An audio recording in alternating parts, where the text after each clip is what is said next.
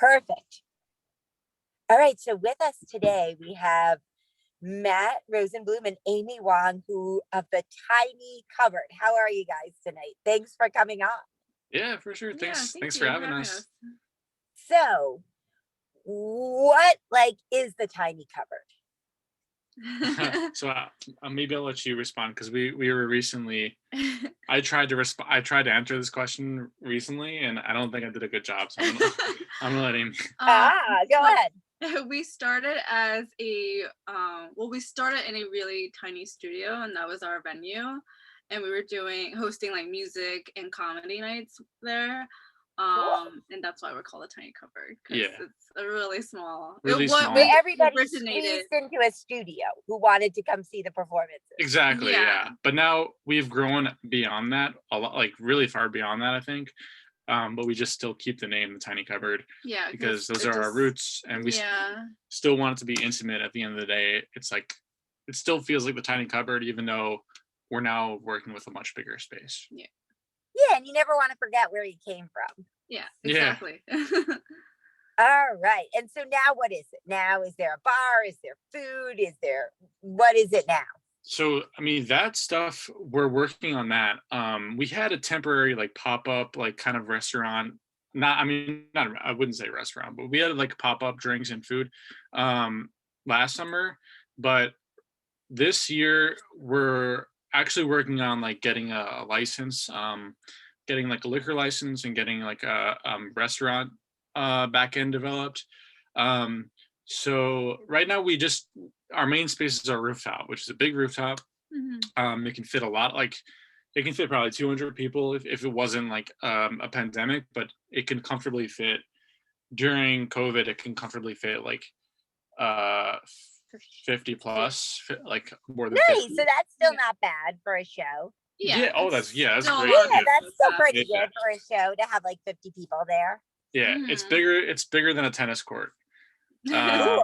Hey, there's my next idea. I'm gonna have shows on the tennis court. Yeah, that's a good idea. I mean, that's a lot of space. Yeah.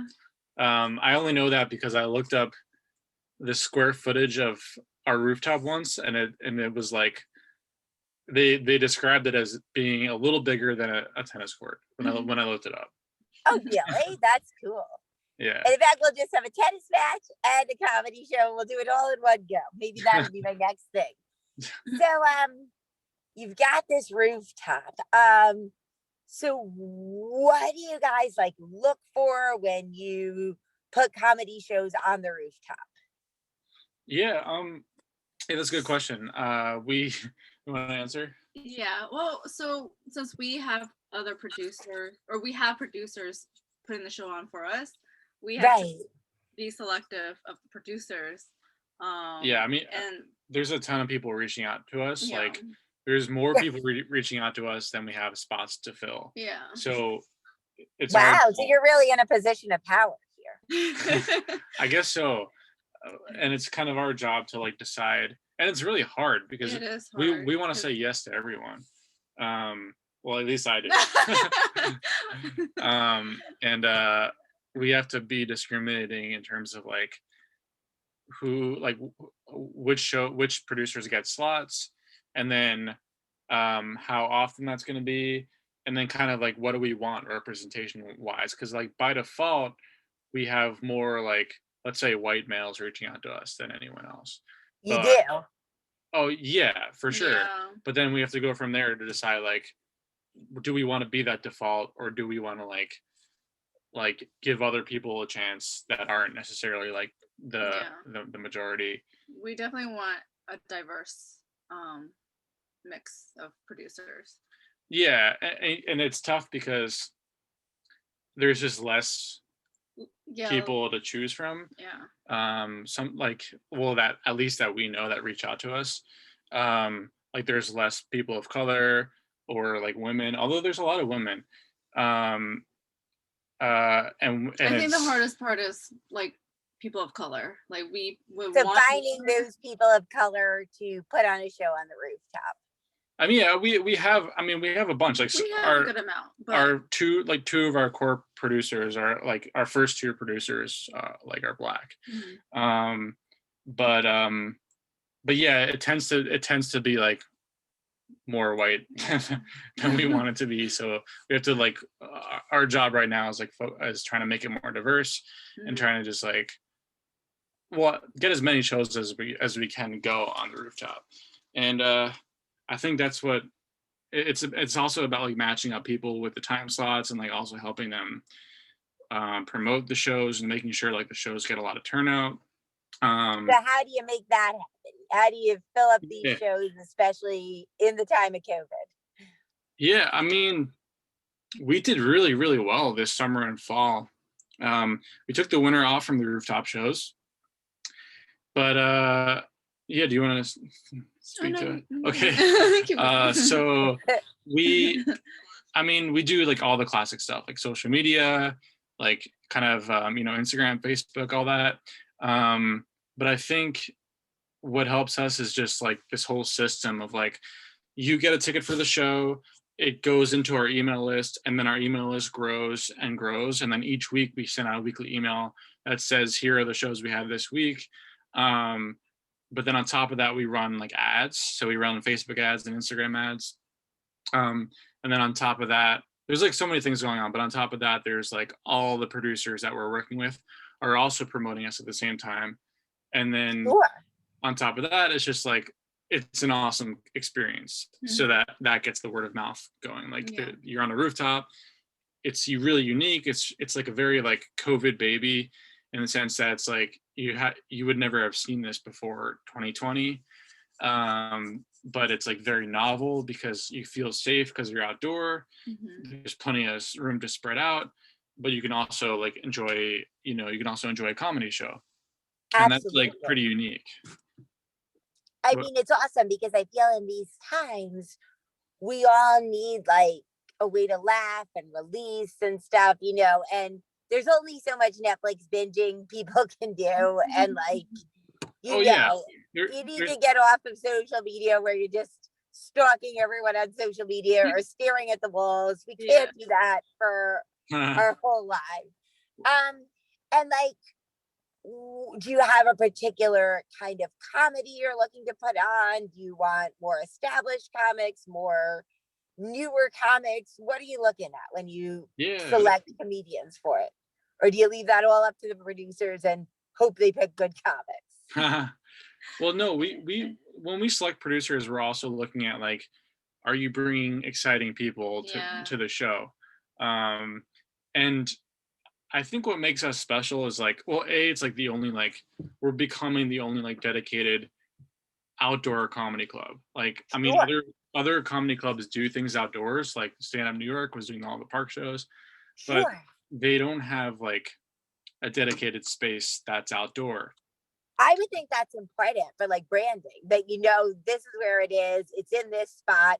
Versus Stand Up New York, maybe one day they'll be at this spot, next day they'll be at that spot, and that's the difference. Do the spots really have names? Like, because always I find people like to call things different names as well in terms of like spots in a park. So that's the major difference, is that like we want to become, and what we think we're already becoming, like a rooftop comedy club. And then even after COVID, like we want to keep that going. We want to be like the rooftop comedy club like all through the next decade or more. And that would be awesome if we can achieve that. And then we'll feel like we really achieved, if this can be sustainable beyond the pandemic, that would be awesome. And that's where we're kind of working on now. But to answer your question, we like, I don't think we want exciting comics or like big names, but we also want to support the up and coming comics, and we want to support the open micers who are just starting out. And some people are kind of describe us as like, it's a mishmash of like all the different comedy scenes. So you have like Manhattan club comedians who perform at the Tiny Cupboard. You have open micers who like come to the open mics and sometimes get on the shows. You have a lot of the up and coming people who are like, have a podcast and are famous in that scene or something. So you have it's very much a mix of like established and up and coming, and like kind of like We're like everything. the melting pot. Melting pot, yeah. I mean, because why not? Because you never know, like, who's going to be hilarious on that night. So, Yeah. and you want to give people like a mixture, because if you have the same comics every week, people might not be back. Oh yeah, So, totally. And to speak to that, some of our like producers, like I know Mallory Bryan, for instance, she deliberately like makes everyone on her lineup like a little different. So if you go to her show, it's like you'll get someone that you like, most likely, you know, like because cool. everyone has a different sense of humor, they're coming from different backgrounds, and that's the kind of idea of it. It's like it's very diverse. Mhm. Except for my mom, because my mom doesn't like any comics. And besides Oh, her, she's yeah, like no, you one can't do that. comic total in the time I've been in comedy. There's one comic she's liked in total. And so what motivated you to do this? Yeah. Um. Okay. So. Oh, you okay? Well, we this has grown through a lot of different steps. So we've basically we never like wanted to build a rooftop comedy club from scratch. That was more of like the gradual like evolution of like doing many experiments, Right. and then like sticking to the experiments that were working the most. I think Got you. our first events were actually meetups, and they were just like we did a bunch of weird meetups. Like it was just kind of like, Yeah, we did we started with karaoke and no, I mean even before that, like when we did meetups at like WeWork or Little Skips or something, because we did like meetups that had nothing to do with like entertainment, but were just like workshops or something.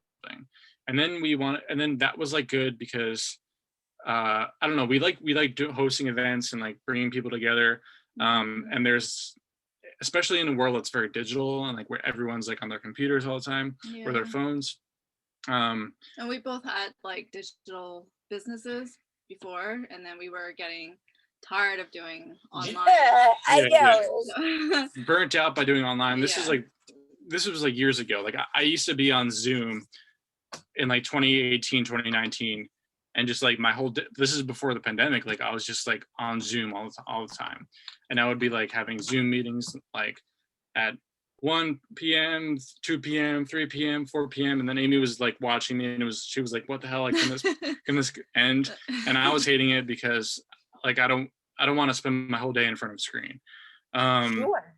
And so I think initially we just started hosting events as a kind of a hobby so that we can like try something new and like kind of like see where that takes us and see if we can maybe make money eventually through it. But that's not like the main goal. It's just like something that could be a part of it. But you had the space at that point? You had the rooftop space? We didn't have the space yet. Oh, so you just were hosting events at different places. Yeah, exactly. We were going to WeWork and hosting events, or we were like renting out like another venue. A venue to like put a karaoke show on or something. Got ya. Okay, so and then eventually you tried random different things on the rooftop, and comedy kind of was what thrived. Well, sort of. We were doing like the events before the rooftop events. Well, you know, we rented out venues. This is in like 2019. And then we were like, no, this is too expensive. We need a home base. We need like to have like one venue that we can rent per month. Yeah. We found the art studio, and then since that was like the cheapest option and what we could afford, and so we were like, let's just turn this into like a venue or an event space. Let's embrace the smallness of it. Let's make this art studio into an event space. That was 2019. And then another reason why we got that space is because it had a big rooftop. Yeah. And we knew like in the back of our minds, we're like, okay, like we could definitely do something. We'll do a lot with this rooftop. And even initially we were like renting out that rooftop for music. Like music parties. And like birthday parties. Yeah. Because that's just like what people wanted to do. And it helped to pay the rent. So we did rentals. Yeah. And then right away we were like, this is like kind of working. I know right away it was like damn, this is working. Yeah, because people love that rooftop. Yeah. And that was just through like renting it out for birthday parties. Yeah. But it was a really stressful like thing to do. Yeah. Birthday parties, having worked in the kids space, birthday parties are really stressful for like, there's just so much that goes into it with all the food allergies that people have. I can't imagine a birthday party. And if there's a peanut, even in the next zip code, it's, so you're planning, I read this thing, Penthouse Comedy Festival for the summer of 2021. So what is that going to be all about? Yeah, well, basically we think that in 2020, in the summer and the fall of 2020, we became enough of like a name in the comedy scene where like a lot of people know who we are, and we're like one of the most popular like rooftops in New York for comedy. I mean, there's really only other one really is New York Comedy Club, that's doing rooftop stuff, but they're not like a. But they're doing rooftops at different buildings, right? It's not at their space. It's not at their space. They do like have they do have like their own like rooftop that they're like renting or something, but it's only like 20 people. Yeah. And it's not like it's not the same vibe. It might be like residential too. I'm not sure, but I don't even know. Yeah, but it's basically it's good for their like their club, but it's not like you can't fit more than like 20, 30 people there. I mean, if you did, it would be uncomfortable. Yeah. And you can't do a festival there, for instance. Like it's I mean, way too small. Yeah, it's just too small. I mean, it's good for them, but our rooftop is kind of more of like a hangout. Yeah. While I think theirs is more like a really like contained private show. Yeah.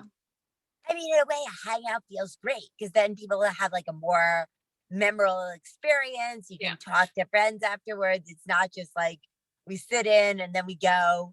So what are your visions for like Penthouse Comedy Festival? Yeah, well, yeah. So, what's exciting is like this is a chance for us to like make more people know about the Tiny Cupboard because there's just a lot of energy and excitement behind festivals.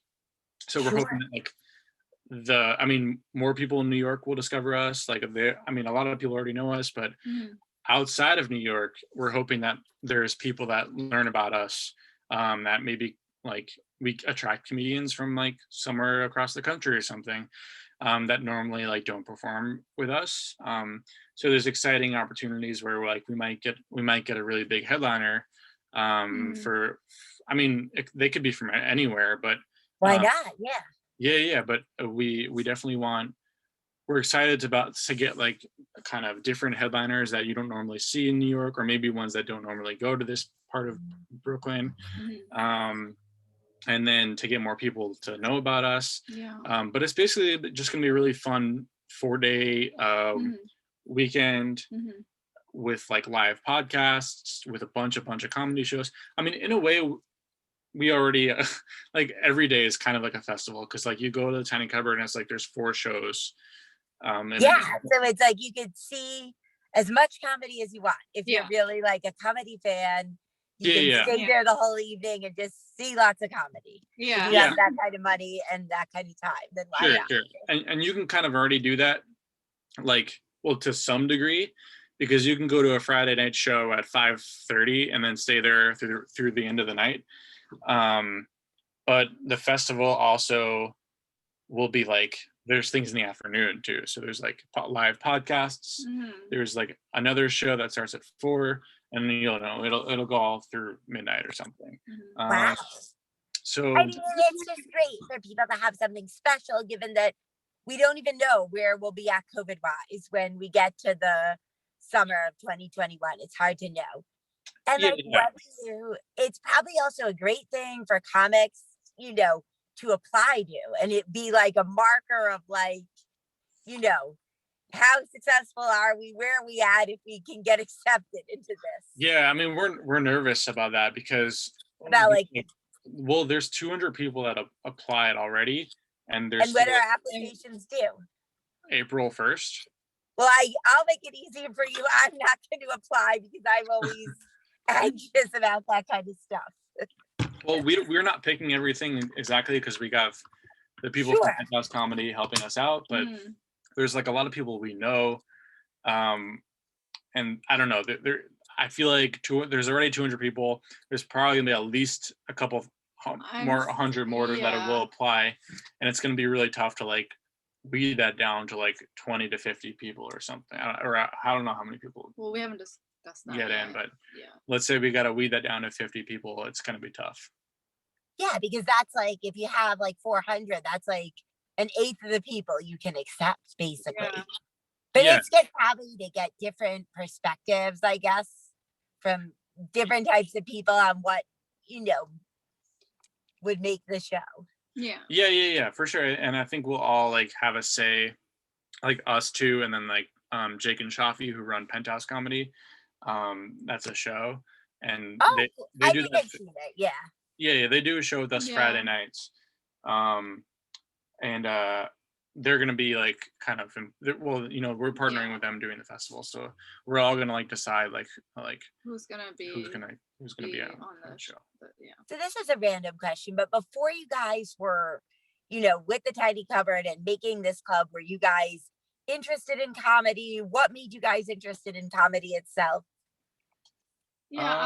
I've always loved comedy, whether it's like comedy shows or like sitcom, well, not sitcom, sure, but like shows are funny, or like stand-up shows I would go to. Like I always loved comedy. Yeah, we're not comics. We're just people who like in our free time, you'll often find us watching like a show, or like if the world was open more, we would definitely go to more shows. Now it's just a matter of we just go to our own shows because it's right there. but if the world was open, you'd frequent everywhere. Yeah, before we had the Tiny Cupboard, a main thing that we would do is either like go see a comedy show, or go to a music concert, or go like to a movie that's probably a comedy, or maybe not a comedy, but we like comedy. We're fans of the art, and I think that we started doing the comedy shows not in the rooftop but in the art studio, and that was November 2019. And I think right away we learned that we liked like hanging out with comics. Like we did music too. Like we did a weekly music show and a weekly comedy show, and we found that comics were a lot more like chill to hang out with. My uncle is a semi-famous musician, so I can totally get where you're coming from with that.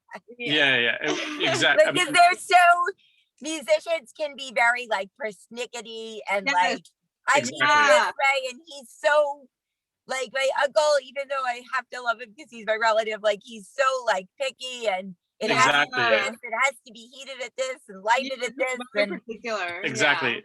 And that's the difference between musicians and comics. The musicians are so like they need everything to be perfect. Yeah, they're like, I need the sound to be this, and I need everything.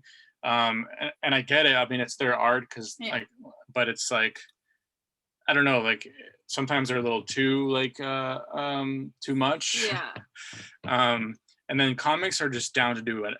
They're a lot of them are just down for anything. Like they can do a show in front of they can do a show on a subway, they can do a show in front of like 2 people and not care. They can do a show in front of zero audience and then still roll with it.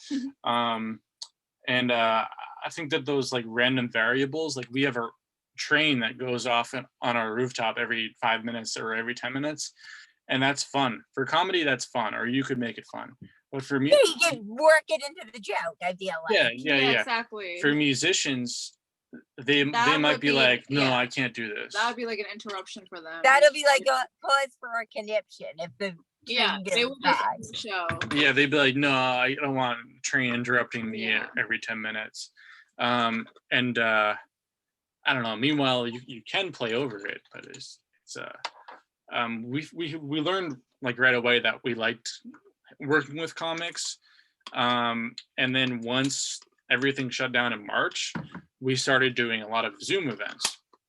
And we did Zoom concerts, we did Zoom poetry nights, we did Zoom philosophy nights, we did Zoom comedy, we did Zoom karaoke, And the thing that worked the most by far was Zoom comedy.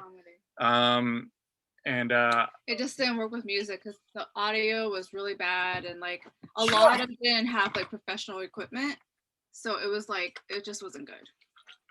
So basically, the performers would be in your venue, but then it would be streaming on Zoom, and anyone who got a ticket would watch it. They were performing at home. Yeah. Oh, they were performing at home. Yeah. So it was just, you're at home, and you just perform from your home or even your car, and then I mean that's essentially it. We did it once a week, like from like April through. Well, the music we did multiple. Oh yeah, that's true. Yeah. But I don't know, comedy worked, and then we actually grew our following a lot while we were on Zoom from March 2020 through like July 2020, and we grew it enough where like we got featured even before we were doing rooftop shows. We got featured in New York Times. We got like that was the main thing. Oh yeah. But we grew our following enough to like be able to launch our rooftop shows with a little bit of momentum. So when we launched our rooftop show, whoops, we can't hear you.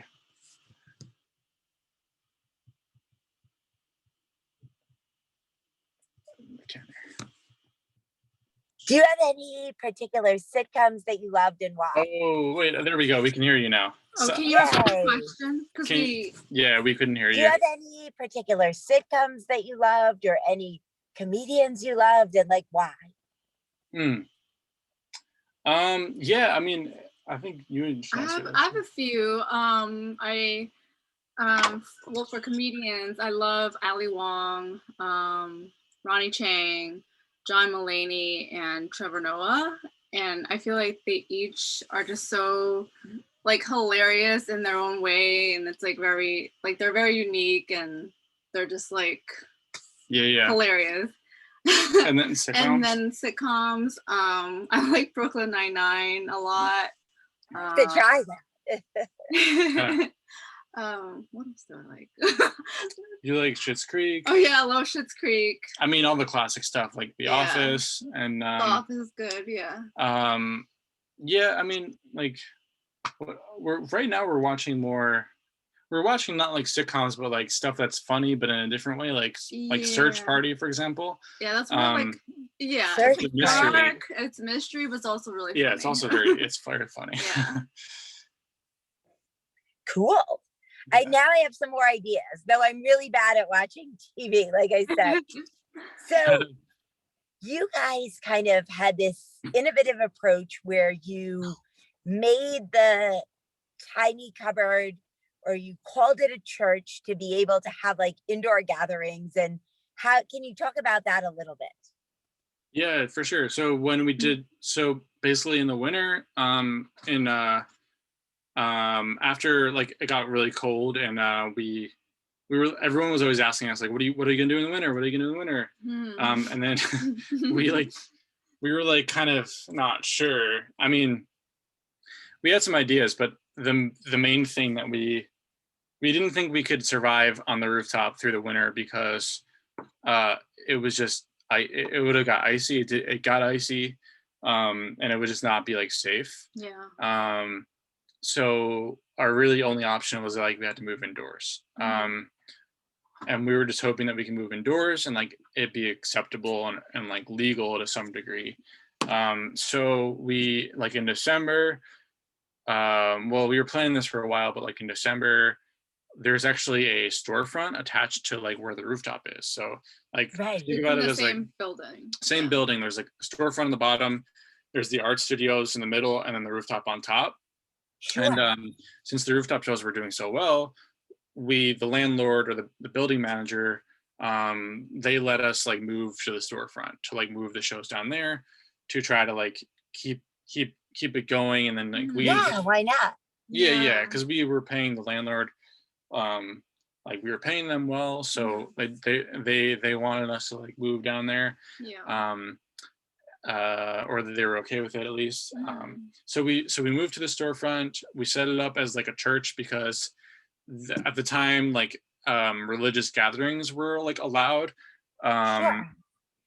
like nothing I don't know, like different, there was different rules and everything was changing, but essentially like indoor dining was allowed at the time and comedy was not, Yeah. but religious gatherings were allowed. Um, So and we thought that like, what if we just make it a religious gathering? yeah, and we already had like the church pews in the building in the storefront. Oh, So we just, really?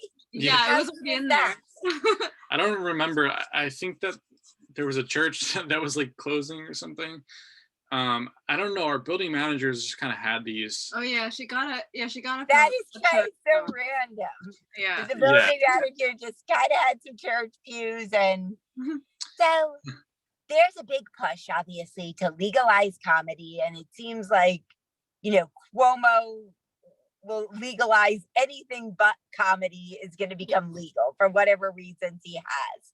And talk more about like your involvement in that and what you think it'll take to legalize comedy. For sure. So yeah, back in December, we did the church shows for like 2 weeks, and we were keeping it like we knew it was kind of like questionable legally speaking. Sure. So But we were still following the COVID guidelines because we had the door open for yeah, ventilation. we had door open. Right. We were operating. We were working within indoor restaurant limits. So there were other comedy clubs also doing indoor shows, but we were just doing it as a church. But we were like making it. We weren't selling food, but we were just like, you had to wear your mask the whole time, and also like we only sold 20 tickets, so Mhm. like we made it really really small. Yeah. um and then like mid-December, indoor restaurants closed. Sure. So then we were like, okay, let's close. Mhm. And then like 2 weeks later, we get a call from like the mayor of nightlife, and we already closed at this time. But she was like, hey, like I was just calling because like I don't know what she knew, but she was like, I'm calling because like I want to like see what you guys are up to, um, and like blah blah blah. We know you're doing comedy shows and you're not really under the radar, and I'm just calling like instead of us rating you or like fining you, um, like we have to ask you to stop doing the events. And we were like, okay, we already stopped. But okay, well, like we won't do any events anymore until we're allowed to do the events. Yeah.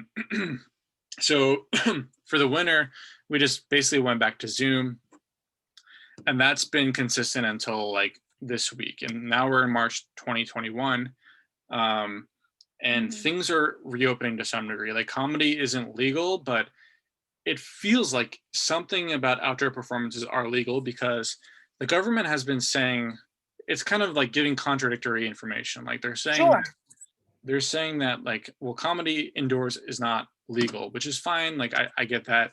But But they're like opening all these like different like programs I where saw like yeah, where they can do outdoor yeah, they're performance. like outdoor events, and they're suggesting that outdoor events are legal if you follow the guidelines. yeah. So like they haven't come right out and said like outdoor performances are legal for private venues, because I think that their impression is that like venues don't really have outdoor spaces. And Right. I mean, you wouldn't have thought that a lot of the traditional comedy clubs in the city, at least, would have a spot to do, their performances. Like a exactly, club in Manhattan, where would it really be if they did an outdoor show? right. And Yeah. exactly, they're going to cram it into a sidewalk, which is not like ideal. Yeah. And that's kind of what they're doing.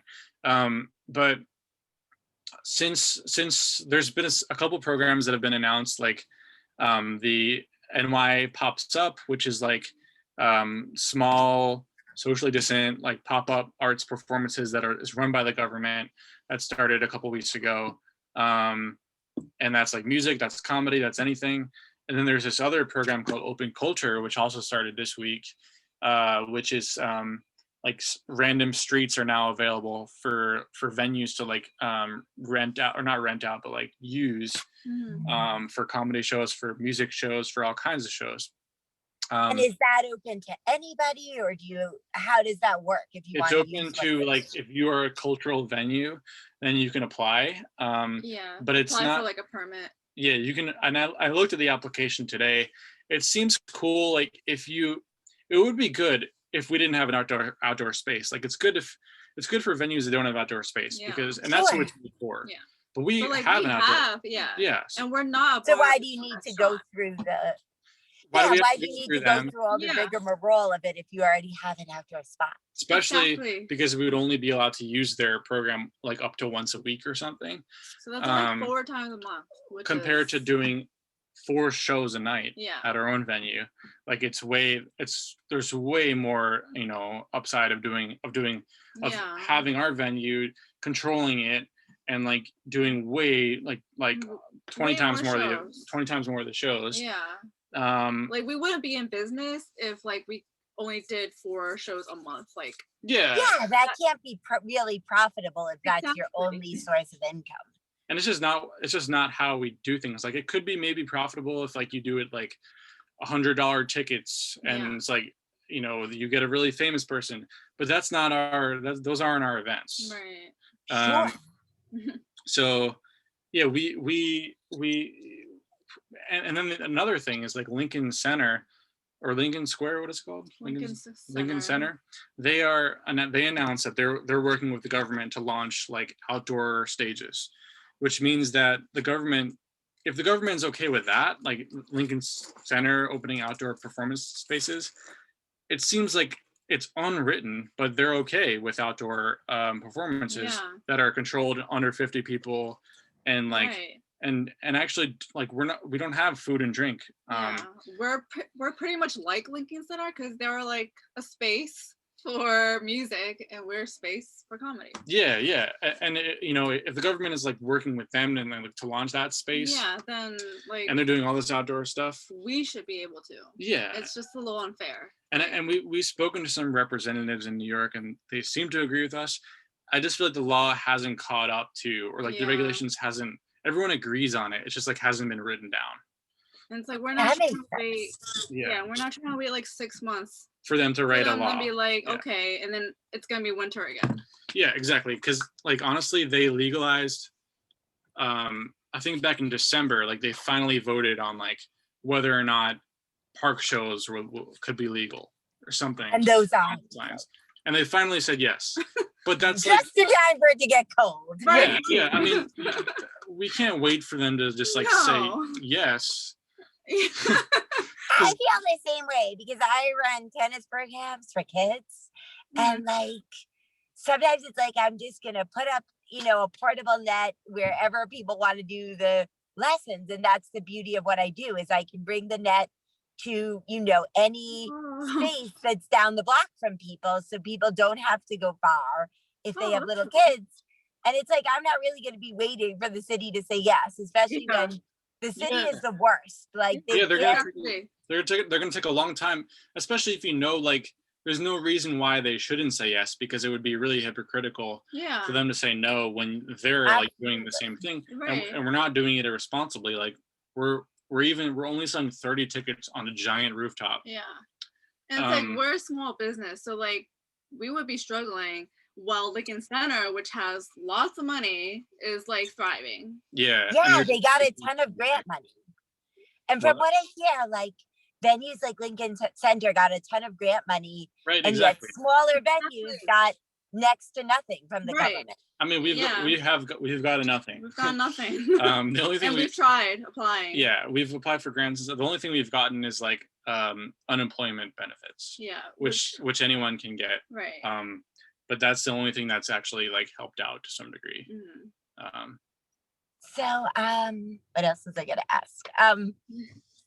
What do you think about like getting indoor comedy legalized, and what is it going to take for that to happen? Yeah, I mean, we think it's so hard, because Governor Cuomo like says that like he made an announcement that said something like comedy, or like arts can't wait till the summer. Like something has to be done by this spring. Mhm. And I think that for him, that meant like something has to be done, meaning his government run pop-up program and like the open culture program that's starting. And I think that's cool. It just means nothing for like the private venues. And I Yeah. know that Sure. the law is working on, like council people in New York are working on a law that will legalize um, like ticketed events in outdoor areas like sidewalks, so people can use their sidewalks and like use their like uh in a way that like outdoor dining has become a thing, like Sure. outdoor ticketing. That's a bill that's being proposed, Mhm.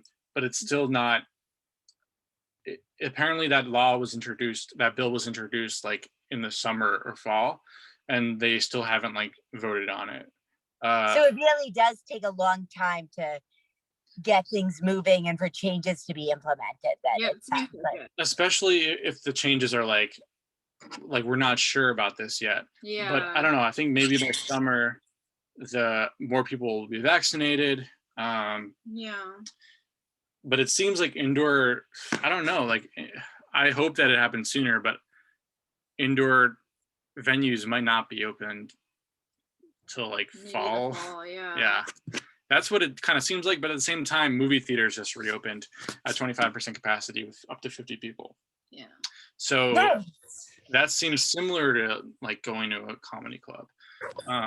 So I don't know. It's really full of a lot of contradictions. And I know that like New York Comedy Club is suing the government, and so is Stand Up New York. They're going to be They're suing. suing the government. I Yeah, think I yeah. saw it. Yeah. So I don't know. I really don't know. But Yeah. yeah, it's It's just tough to like say. it's really hard to say.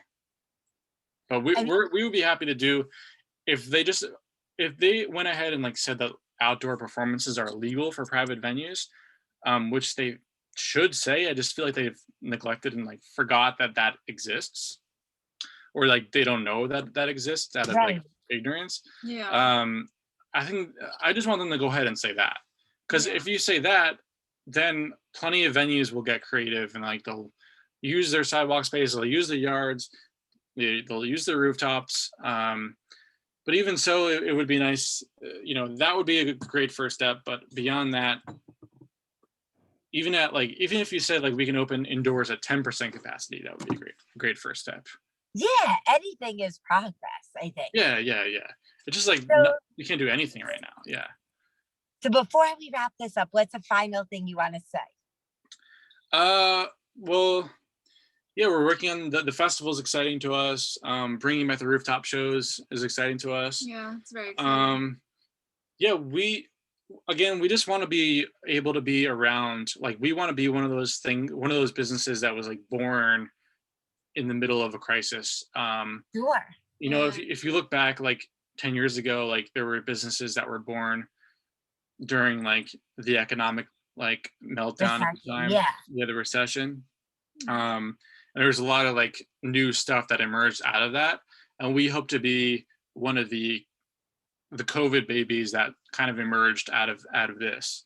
And if that's the one silver lining to this pandemic, then that would be cool. Yeah, and we stay Awesome. for a while. Stay around for a Just while. stick around, be around. That's a good idea. That sounds Yeah. like a simple enough plan that's probably achievable, I would think. Yeah, and this, especially if we can be the only outdoor comedy club. Yeah, that'd be pretty cool. Yeah.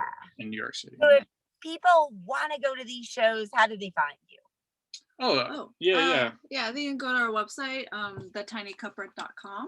Yeah, follow us on Instagram at the Tiny Cupboard. At the Tiny Cupboard. Yeah. Awesome. Well, you guys have been a pleasure, and I'll definitely have to come to one of the shows sooner or later. Yes, please do. Thanks for chatting with us. Thank you so appreciate much, it. guys. Yeah. Have a great night. You too. You too. See ya. Bye.